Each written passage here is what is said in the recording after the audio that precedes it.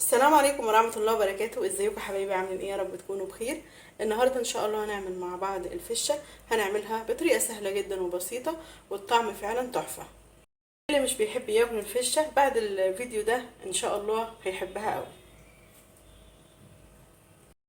يلا بينا نشوف هنعمل الفشة القمر بتاعتنا دي ازاي.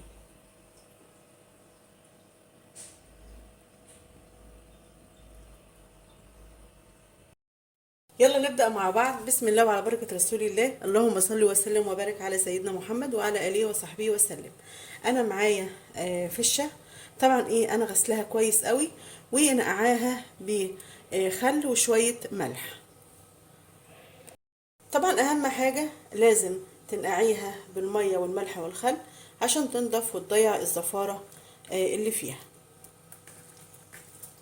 طبعا ده الزور. هنبدأ بقى نسلق الفشة. انا معايا حلة حطيتها على النار، حطيت فيها مية لحد ما غلت. هنزل ببصلاية انا مقطعاها نصين، وهنزل بالتوابل. ده عود قرفة، وثلاث ورقات من الورق اللوري، وحبيتين من القرنفل، وفلفل اسمر، وكوبيبة صيني، وثلاث حبات من القرنفل.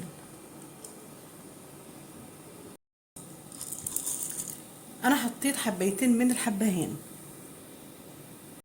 هنزل بقى بالفشه.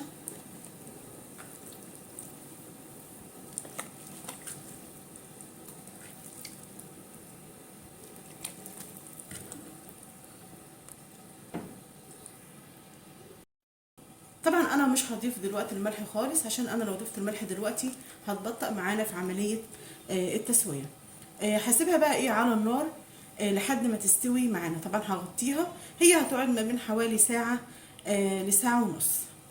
ولما تستوي ان شاء الله هنشوف الخطوه اللي جايه مع بعض ايه. كده خلاص الفشه استوت. هي قعدت حوالي ساعه ونص. هشيلها بقى من الميه كده.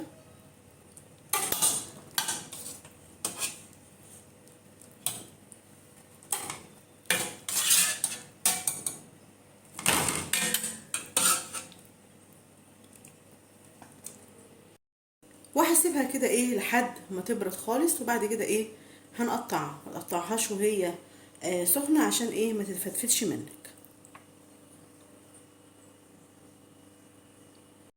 نبدأ بقى نقطع الفشه.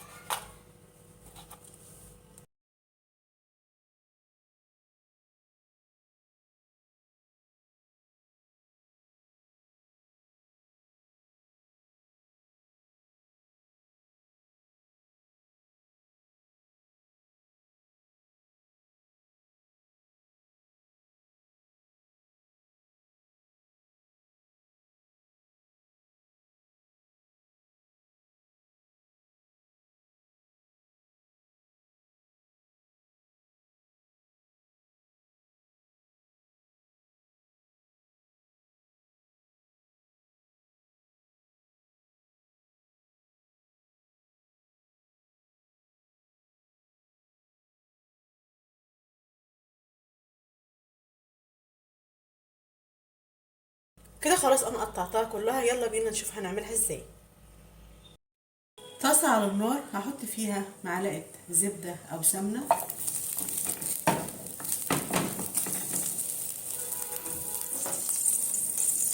وهحط حوالي فصين من الثوم مهروسين.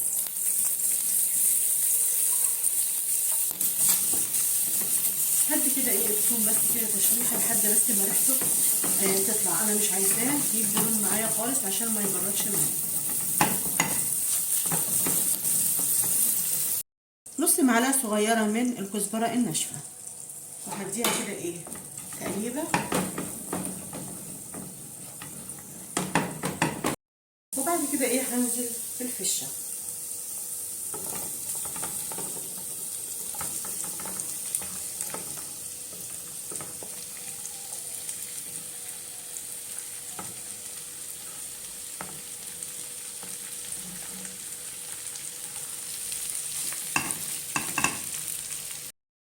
بنص معلقه صغيره من الفلفل الاسمر، ونص معلقه صغيره من الملح.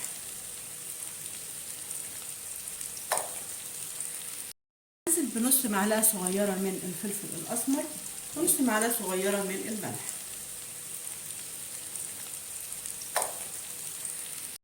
وهقعد كده اشوح فيها مع الزبده والثوم كده لمده حوالي 5 دقايق. بصراحه الريحه طالعه في منتهى الجمال، فعلا تحفه.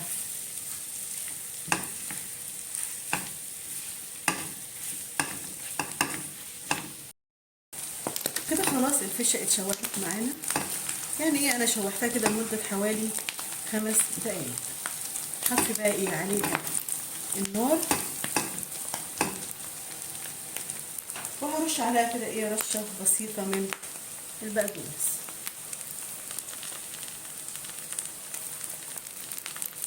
هحطها كده تقليبه.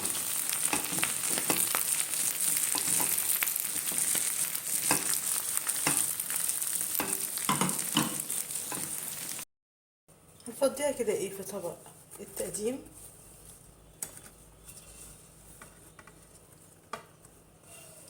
طبعا انا حاطه بقدونس كده في الطبق عشان لو في اي دهون تمتص الدهون اللي فيها.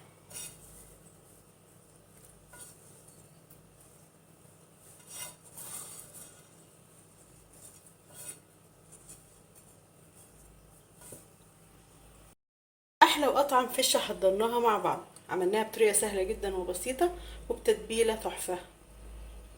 طبعا الفشه لها كذا طريقه في التحضير، بتتعمل طواجن، بتتعمل كمونيه، بتتعمل بالبصل. انا عملتها معاكم النهارده بالثوم والزبده. بصراحه الطريقه دي في منتهى الجمال، طعم وريحه حكايه. جربوها على طريقتي ان شاء الله هتعجبكم. نتقابل ان شاء الله مع فيديو جديد.